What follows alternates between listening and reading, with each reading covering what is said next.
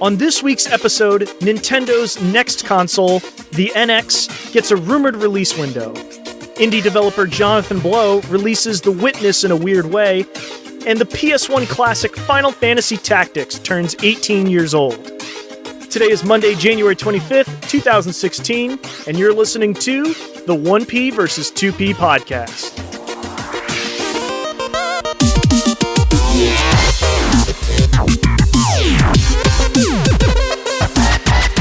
I'm Taylor Ray. With me, as always, is my brother and co-host, Ryan Ray. Let's get started with First Attack. First Attack, our top stories from this past week.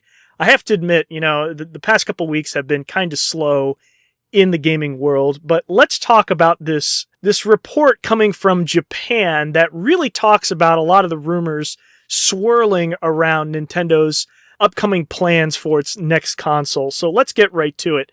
Basically, there's this financial firm, Macquarie Capital Securities, out of Japan, and there's this report they put out there saying that they're estimating a release date for the NX. It's this handheld device that's supposedly coming out first, and they're moving it up from their initial estimate of November 2017 to November of 2016 this year. And then eventually there's going to be a console partner device coming out sometime in 2017. And this is based on a lot of rumors and reports on dev kits that are being put out there and manufacturing patterns. So they're taking a look at this and then creating a financial report based on what they're noticing coming out of Nintendo. Ryan, what can you take out of this report? And is this going to save Nintendo and put them in the lead in the console race over Sony and Microsoft? I mean, at this point, I think Nintendo doesn't really need to be saved. They need to really catch up with the PS4 and Xbox One. The Wii U sales have not been doing so great lately, and I think the 3DS has really kind of taken off more as a platform than their home console market. So I think Nintendo is looking to get back into the horse race with the NX by releasing a handheld device and then a partner home console device later. And we've seen some of the patents. This report also highlighted that there are potentially some AR features based on patents that we've seen so far. The report also said that the console device would be 900p, run at 60 frames a second. And I think the really interesting part of this report is that supposedly the NX is going to work with other devices, including rival consoles like the PS4. I think that would be a huge thing for Nintendo. Nintendo games basically don't get released for consoles that aren't on Nintendo. And it would be incredible to see games with franchises such as Mario and Zelda come eventually to PS4. Right, and supposedly there's the speculation that not only is it going to be cross-compatible with like a PS4, but it can be connected to a PC. And if you look at these patent drawings, the handheld, this is really interesting. If I can describe it, sort of looks like a boomerang-style controller, very elongated, seems like a smooth mirrored surface, and seems to really integrate touch controls over tactile buttons. There are two shoulder buttons that it seems like will actually be physical buttons. But other than that, it seems like they're trying to create a platform that is both, mobile in a handheld that can be transported around, and then like a partner console device. So maybe we're seeing something along the lines of like an NVIDIA Shield, maybe like a streaming service, and something between the two. We're not really sure at this point. But these patent drawings that have been put out there, it makes it seem like this thing is coming out sooner rather than later. And this report even speculates that it's going to be competitively priced. Apparently, Nintendo is learning from its past mistakes about pricing the 3DS way too high. And this thing is going to come out supposedly at $200, and that's for the handheld. We're not sure about the console that's supposedly coming out in 2017. It'll be interesting to see. Let's wait for more news from Nintendo. They're already sort of kind of teasing things that are upcoming like during the E3 cycle. And I'm sure they're going to host some sort of press event about this thing. All right, let's move away from Nintendo. Let's move on to Microsoft, who is still battling this class action lawsuit that happened several years ago. And now the Supreme Court is stepping in. They're going to actually hear Microsoft's appeal of the Xbox 360 disc scratching issue. Yeah, I mean, way back in 2007, lawyers got together because apparently there was a group of gamers that were angry with Microsoft over these scratch discs. And eventually it came to be that there was a class action lawsuit. It was dismissed. Then 9 years later, now we're talking about the Supreme Court hearing Microsoft's plea to have the case dismissed for a second time. So this thing keeps coming back to haunt them. And just to give you some context, this isn't about the infamous Red Ring of Death. The early version of the 360 consoles also had that scratching disc issue to the point that they made the games that they were selling unreadable. And this was without tampering, without you physically moving the console. It seems to be like a persistent hardware issue, and that's why we're talking about it now. So, Ryan, what do you expect to come out of this? Are we going to see, like, reparations come from Microsoft? I mean, to be honest, if something eventually comes out of this lawsuit, I expect some Xbox Live credit, maybe like $2 to people who were affected by this issue. I actually was affected by this issue. My original launch 360 scratched up a few of my discs, including the original Fallout 3. Eventually, it scratched up my discs to the point where it made the game really slow to load and very, very badly scratched. Microsoft has stated that less than 1% of users had the scratching disk issue, but it seems to be more than 1% if a class action lawsuit is happening. Look, the 360 originally had a lot of issues, not the least of which was this disk crashing thing and also the red ring. I think I myself went through about 5 consoles in that generation with the 360, and I know I'm not the only one. You know, a lot of Microsoft went to a lot of manufacturers to try to put together disk drives for this console. Companies like Samsung, BenQ, Philips, Hitachi, and it's kind of unclear which ones are responsible. Ultimately, Microsoft is kind of trying to shift blame and get this lawsuit dismissed. But it's interesting because we don't have very many cases of video games going to the Supreme Court. I think the last time this happened was basically around the ESRB's founding, back when games like Night Trap and Mortal Kombat were being debated whether they were too violent to sell to kids. And now we're coming to the Supreme Court for a different reason. So I'm not sure that anything is going to come of this. It seems a little bit too late. The 360 back in 2007 was the hottest console. I think people have kind of moved on. I think you hit on a key issue here. It's really about who manufactured these drives. Like, is it Microsoft responsible? Were they aware of these issues from one specific supplier, or was it negligence on a part of the manufacturer that didn't share this problem with Microsoft? Like, who is responsible here? So we know that the 360 went through a lot of different iterations, a lot of different SKUs, and with it, a lot of different companies helped them manufacture the parts that went into these things. So Samsung, BenQ, Philips, Hitachi, one of them is going to be, they're going to be sued in addition if this class action lawsuit comes to light. And if Microsoft gets hit hard with this, I mean, they got hit hard with that red ring issue, and they're losing millions and millions of money. I think from a consumer's perspective, though, they made good. I mean, they offered to replace a lot of these defective 360s. They made the warranty process very streamlined. When I had those issues, I got my 360 shipped immediately. It was very seamless. So on our side, I mean, it's a shame that we had to deal with it and we had some downtime, and you may have had to buy an extra console if you didn't go through that process. But good on Microsoft to go back, and it's likely that they're breaking even on that 360 life cycle. Like, I can't see them, making a ton of profit because of all these legal issues and hardware related problems that they had to go back and correct. And it's a shame. And ultimately, now it's carried over to the point where Xbox One is not performing so well sales wise. And there's this little bit of hangover, and I don't know if they can recover at this point. Sony is just so far ahead, and a class action lawsuit is just, it's never a good thing, and it's possibly even worse for Microsoft.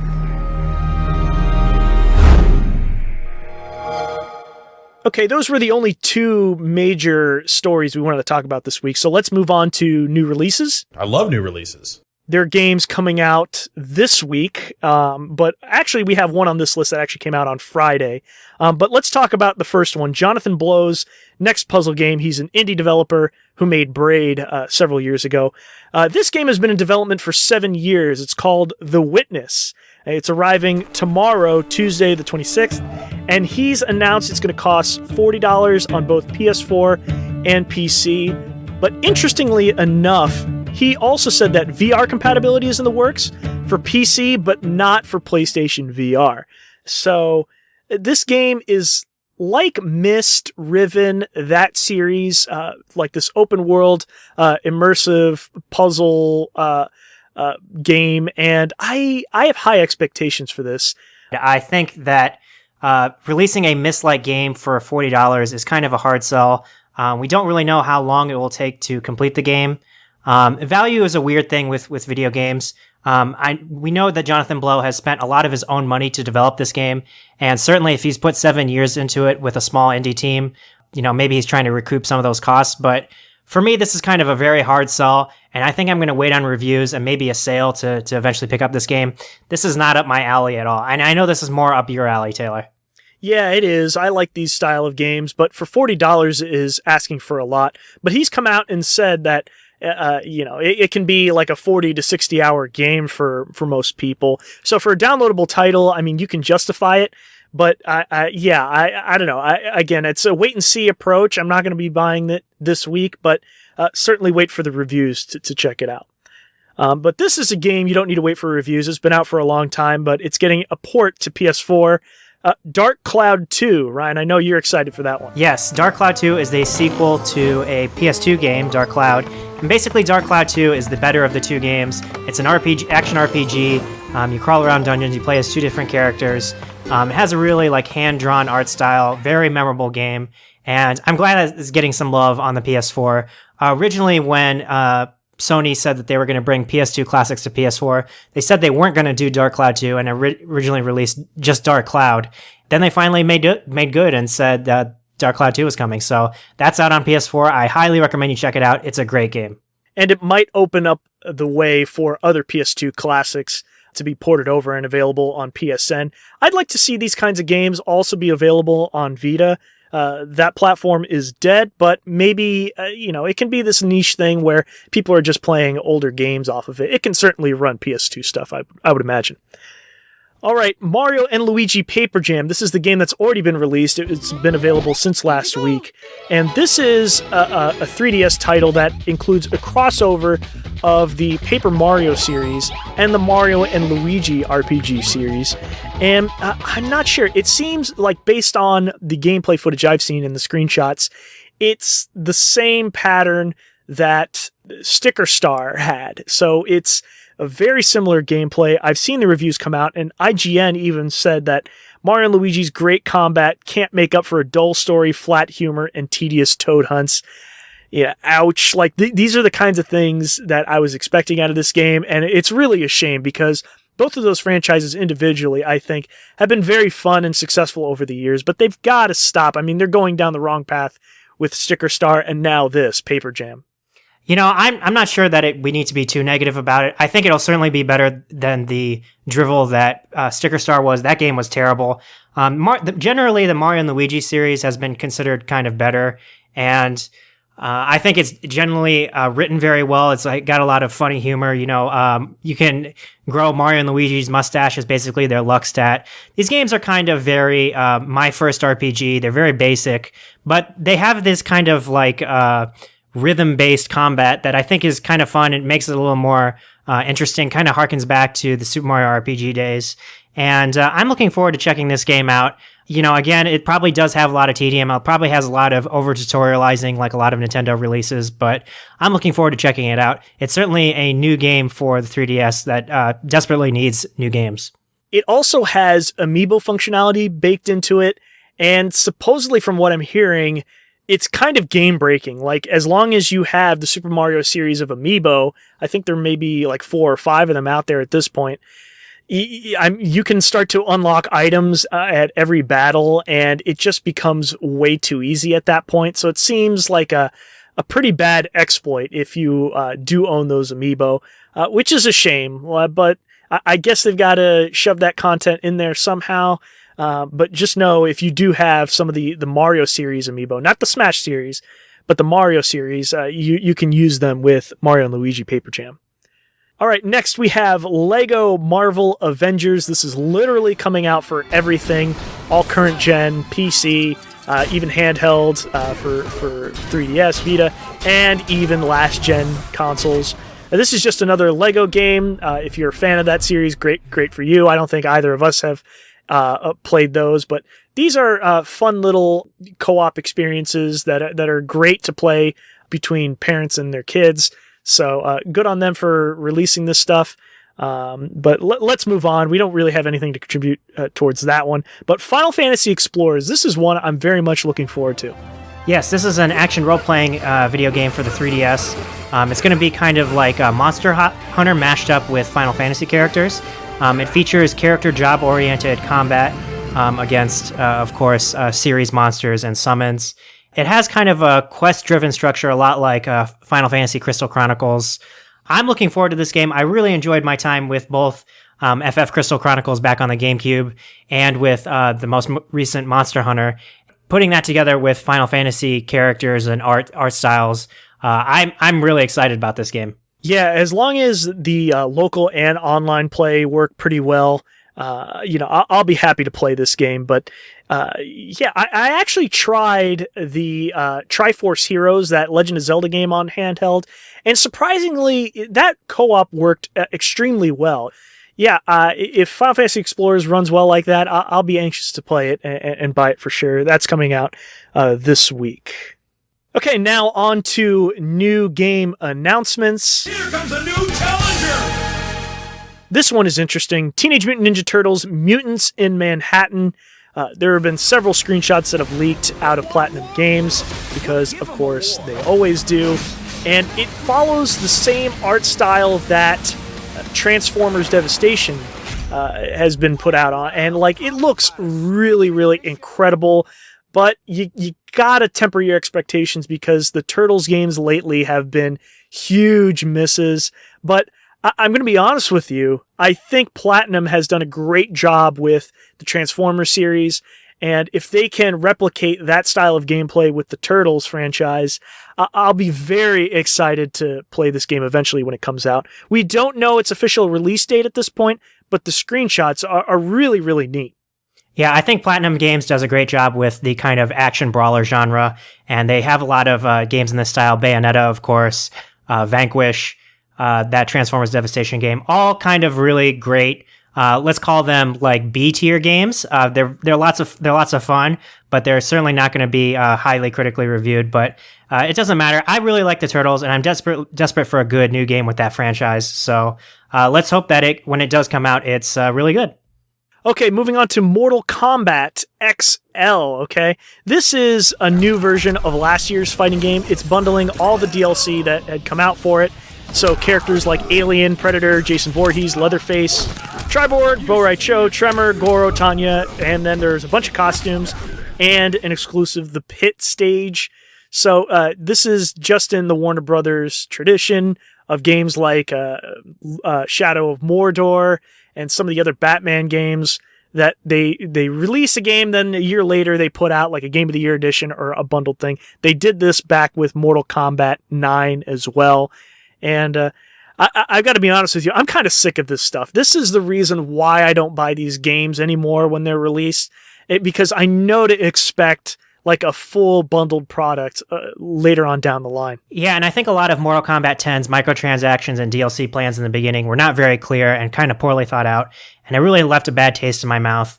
And on top of it, if you bought this game for the PC in recent Warner Brothers history, they're not going to be supporting the second DLC pack for this game or the XL version for that game. That's really terrible. If you're a PC player and you bought Mortal Kombat 10, you're being kind of left in the dust in favor of the people who bought it on consoles. And that's really unfair. You know, Warner Brothers is having a really hard time, especially based on last year's Batman Arkham Knight news with just all the troubles they had on the PC version of that. Like, I can't believe that this is still continuing into 2016 with this studio. Come on. This week in Gaming History. This week in gaming history, Final Fantasy Tactics for PlayStation 1 came out on January 28th in 1998, making it 18 years old. This is one of my top 5 favorite games of all time. I love this one, so I'm very excited to talk about it, so let's get right to it. This is a tactical strategy RPG grid-based game that has hand-drawn art and very memorable music from the same composer, Nobuo Uematsu, very famous for his work on the Final Fantasy franchise. But Final Fantasy Tactics was the first game in that series in the strategy genre. There hadn't been one before that. It had been strictly JRPGs before then. And this is a game that was mostly developed by the same team that made Ogre Battle and Tactics Ogre. And this was the first project with developer Yasumi Matsuno with Square following his departure from another company, Quest, in 1995. And this is a game that was made because of how casual gamers are usually put off by games with branching storylines, found in other titles like Tactics Ogre, and to put it in the Final Fantasy franchise seemed like a great proposition, and it was extremely successful in Japan and the US. So much so that they decided to port it many years later onto PSP and then eventually onto mobile platforms on iOS and Android. Yes, this game has great memories for me. It's one of the first PS1 games I ever saw, and I just thought it was really, really incredible looking. And eventually when I did get to play it, it was had such deep, rich gameplay, a really cool job class system that kind of expounded on Final Fantasy 1, 3, and 5 job system. All in total, there were 20 jobs, which are basically character classes, everything from Squire to Knight to Monk to Geomancer. And the game is kind of very plot-driven. It's told as kind of a historical archive. It tells the story of Ramza Beoluv and his royal bloodline and kind of all the intrigue and mystery that surrounds that timeline in the Final Fantasy series. It also introduced the setting of Ivalice, which also, because of Final Fantasy Tactics' success, became the backdrop for other games, Vagrant Story and Final Fantasy XII. Final Fantasy Tactics is probably my one desert island game, the game that I could probably play forever and ever and ever. The gameplay is just that good. Yeah, it's super deep. It's very difficult at times. There are some missions I remember specifically that if you had not grinded and leveled up your characters in certain job classes, you were stuck. Like, they were literally unbeatable. And, it caused me to replay the game at least once, stop in the middle of it and restart. But these are pretty typical of Japanese games. Like, these are RPGs that you must, be heavily invested in. And that's what I loved about it. Like, the tactics grid-based style was excellent. And if you're a fan of games like XCOM, you can definitely see games way back when that... just like Final Fantasy Tactics, where they got their start from. So even games like Advance Wars, you can definitely see the bloodline here from an excellent entry into the Final Fantasy series. And going back to the re-release on PSP, which was actually called Final Fantasy Tactics War of the Lions, and that was in 2007. It included new content, which is excellent, like new cutscenes. You had the capacity for multiplayer, and then there were some other features like playable characters, like they had Cloud Strife, some other characters from like Final Fantasy 12, some good stuff in there. Really, really, it was a great add to a classic PlayStation 1 game that had come out a decade beforehand. Yeah, this game had a lot of memorable things about it, including its incredible soundtrack. Let's take a listen to one of the songs from the soundtrack.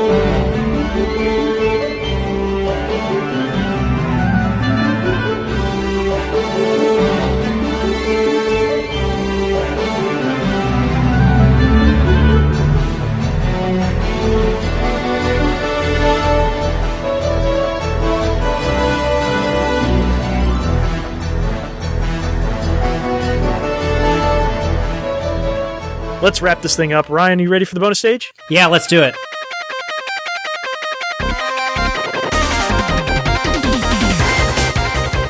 Shinra Technologies, the cloud gaming company that was formed just over a year ago, has been shut down by Square Enix. Apparently, their game streaming tech just didn't work well outside of Japan. Square lost a lot of money in the deal, about $16.8 million. Boy, that's a lot of gil. Nintendo is deleting people's Mario Maker stages without telling them why.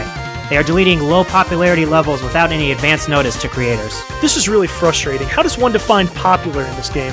How many star ratings does a stage need to keep it safe? Also, what if we're slightly editing the stage and uploading it again? Come on, Nintendo, they've got to communicate about this.